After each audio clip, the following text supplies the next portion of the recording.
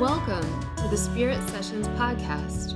I'm your guide, Katie Silcox, bringing you your weekly self-love soundbite. Join us where I'll help you find your true spiritual home, where every single aspect of you is holy ground, holy ground, holy ground, holy ground.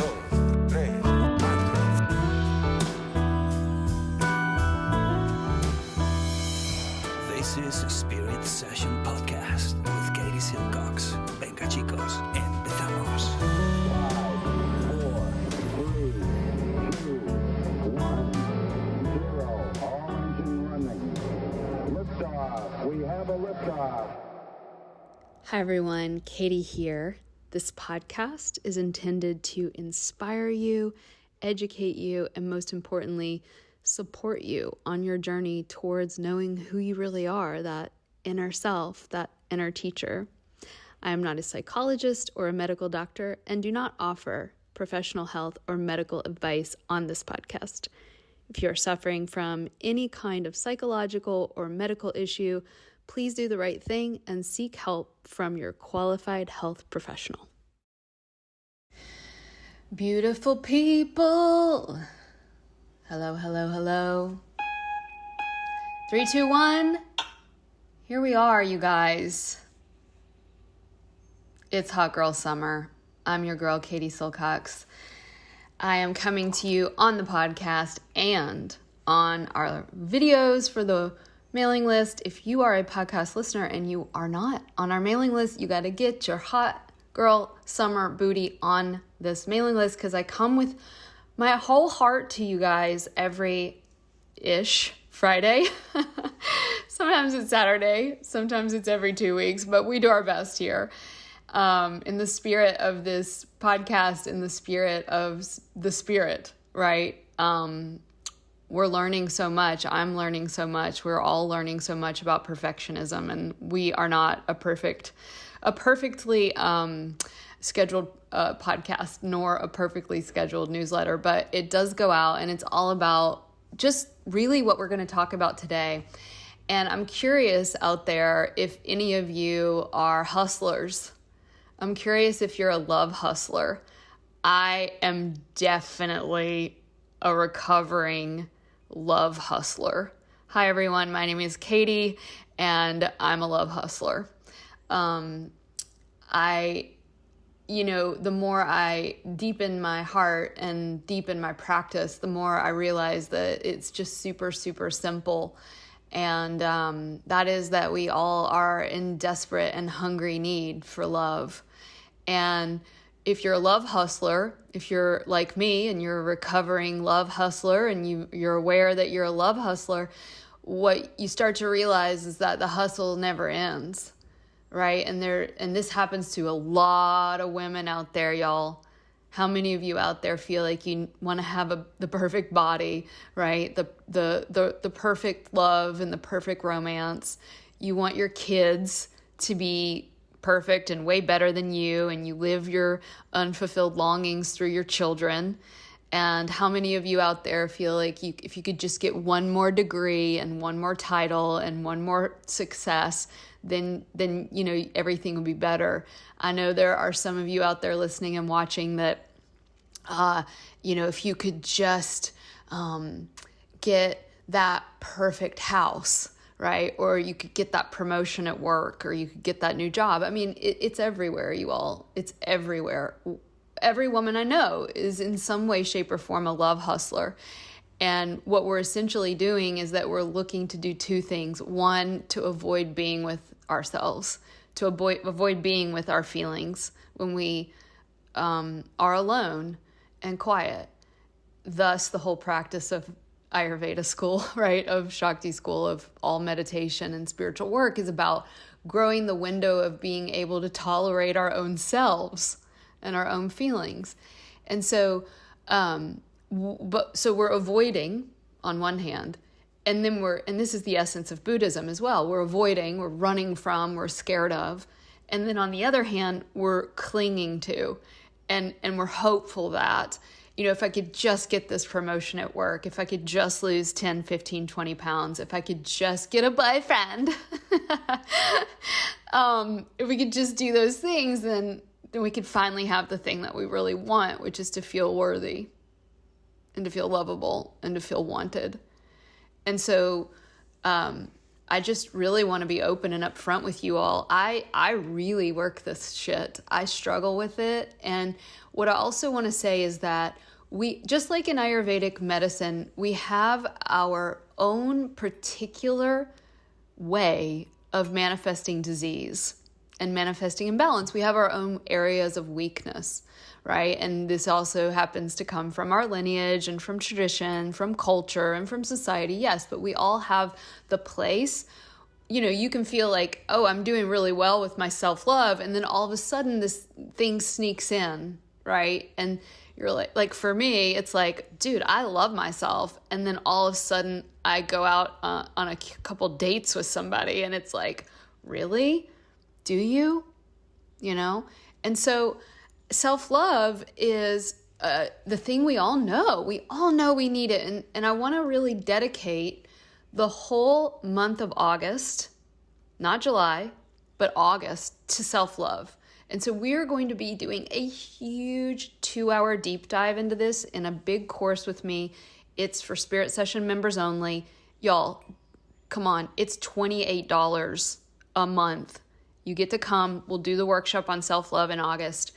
And I'm going to be working this really hard on my own personal level in July so that I can come to you in August with some hopefully really bigger and deeper insights. Okay, so August is going to be total self-love month, just giving you a heads up. And I've got a couple great kind of book recommendations for when you guys come in, and we're going to really do that. And what I have found is that all of the deep spiritual tantric practices, all the therapy, all the somatic body work, all this trauma healing, like all of it, right? It doesn't quite work. It works, but there's like a deeper level, right? And the deeper level that I've been invited into is what the Buddhists call metta. That none of this stuff works. The asana, the yoga, the working out at the gym, the healthy eating, none of it works if we're not being, if we don't have the fuel to light the fire of the practices. So what is the fuel that lights the fire of all of these spiritual practices, of all of these self-realization practices? It's love. And if you don't like that word, you can use the word unconditional positive regard for who you are, inherently worthy in and of yourself. And so we each have these little places where the non-self-love sneaks in. And, if you're anything like me, some of us have a really intense inner critic. We're going to talk about that too in the August workshop. But that's really not what we're going to go into today. Today I want to bring in something really powerful. So I was with a friend yesterday, and he's an amazing person. I told him I wouldn't use his name. We'll keep it anonymous. But let's just say he went to Harvard Divinity School, and he is a wonderful and beloved teacher to young people and a minister of the Christian tradition, but he's a badass that embraces all traditions. So I was with this friend yesterday, and I was going through a tough moment, and he's someone I have in my life that I contact, and we walked through my personal situation, and at the end of it, he did a lot of listening more than talking, but at the end he said, you know what, I want to ask you a question, and it's something that you already know and that I'm sure you teach, but I'm going to ask it to you. And it brings tears to my eyes because I do know it. And the thing is, you all, so do you. But I'm a human being. And one of the central premises of being a human being is that we suffer. And so he just said, look, you already know this, but take yourself off the hook. Sometimes you get snared and snagged in the delusion that you are unlovable. And the question that he asked me is, what is the real source of your worthiness? Because honestly, I was not getting the love and attention that I wanted from someone. And he said, what's the real source? And I was like, dang it. I know, but it still feels really bad. And to be able to hold that yes and, And so this morning, he connected with me again and he said, just checking in on you. And, we back and forth on text, and he sent me something I feel like he'd written before. And he gave me his permission to read this on air with you guys today. And so this is from my very wise and handsome friend. He told me to introduce him as the anonymous wise and handsome friend. And these are his words. And I asked permission to read it because it resonated so deeply with me. And I thought, man, that's definitely going to resonate with my listeners. Okay, from my very wise and handsome friend. For a very long time, I have had an overly low anthropology rooted in the theology of my youth. I could sort of nod to us being created in the image of God and being inherently worthwhile. But I deeply, deeply internalized a narrative of the fall, of the fallibility, that sin and worthlessness were my dominant condition. And even when I had some sense of grace, I couldn't shake that. So even though I believed that I was loved and worthy in some textbook sense of grace and redemption, I'm not sure I really believed it. And I needed all the other affirmations, the degrees, the love, sex, work accolades, students who said I changed their life, whatever. And yet at the end of the day, none of it was ever enough. And it made heartbreak or rejection in love and romance all the more painful, because that was supposed to be the silver bullet that solved everything. That one other special person who I loved also loved me despite my failures. And it wasn't until this year, doing therapy work, that I finally understood the depth of childhood wounds that confirmed that sense of self. And it was those that needed to be healed. And my theology of God was all wrong. It was reflecting a broken psychology and a broken sense of self. And once I began to heal those deep wounds, I started to gain a more self-loving sense of self. That it wasn't selfish or egotistical to have some basic sense of esteem for who I am. And that my worth had to come from me, internally, from my own self, where maybe God resides inside us. And this weight that had been sitting on the middle of my chest for 30 some odd years started to lift off. And suddenly I didn't need that external validation of someone else to save me. And their rejection didn't hurt as bad because it didn't undermine my worth. This, of course, does not eliminate pain, but I can breathe. And I don't live in a perpetual state of panic, which I was. I was always in panic mode, and I couldn't ever calm down, even if there weren't any storms outside. Now, of course, there are still some days I thrash around in pain, duh, but I'm at least aware. And I know that calm is possible no matter the external forces. Thank you so much, handsome, wise friend. So my loving inquiry to my own heart today, and the one I invite you into, is where in your life are you withholding love to yourself? It is precisely in those places where we feel the most unlovable, the most unworthy, the most unwanted. It is precisely in those moments where we don't get the new job, where the guy doesn't like us back, where our body doesn't look great, or where we feel like our health issue will never clear up. It is precisely in those places that we're the most ashamed of where the deepest love affair actually starts. And that is what I am dedicating my whole life to.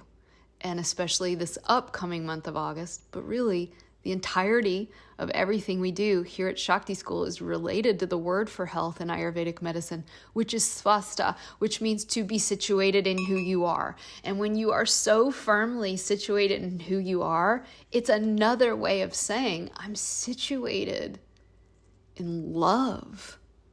I'm situated in a type of gaze, a way of looking at myself that is the divine mother, father we've all been looking for, that is the divine lover that we've all been waiting for. That internal gaze is what we're doing over here at the Shakti School. My employees are committed to doing it.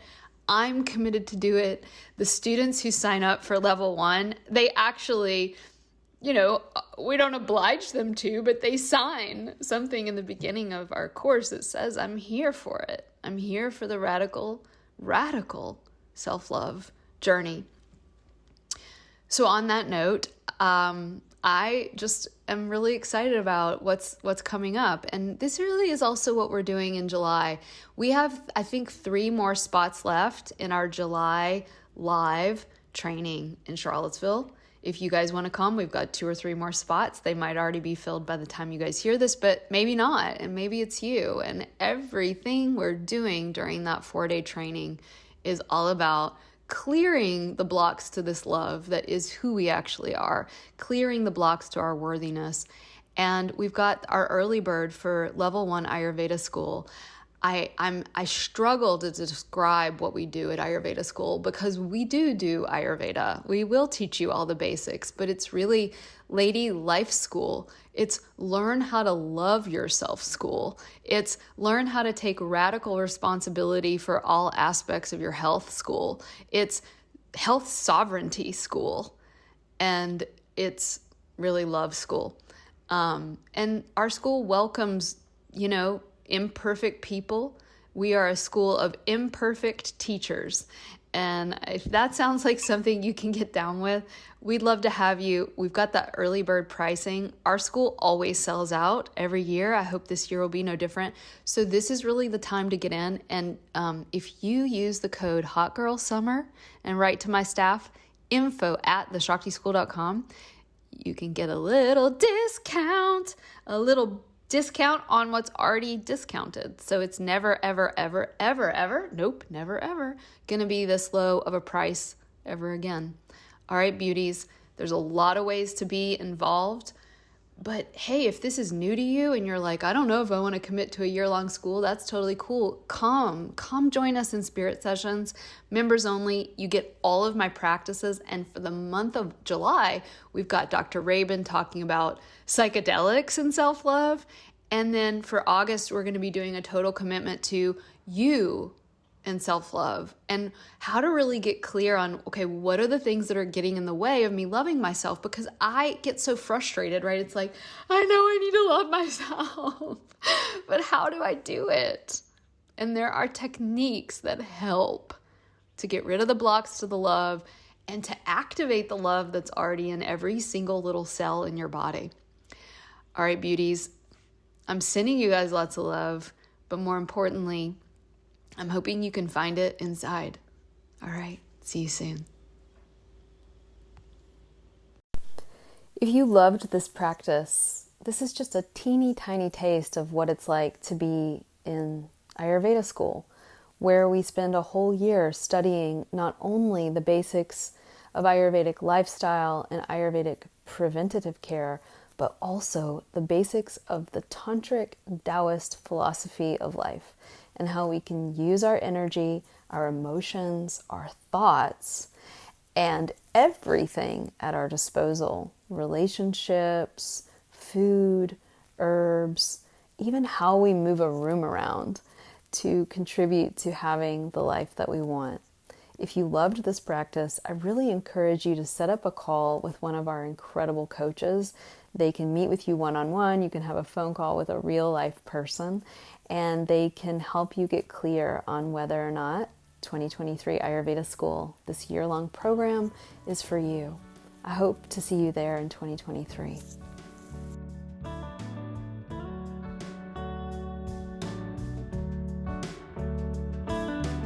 big special thanks to Kevin Carlisle of Goodbye Gemini, who wrote this beautiful podcast music, and to DJ Juan Pablo Jimenez in southern Spain for mixing it and making it magic.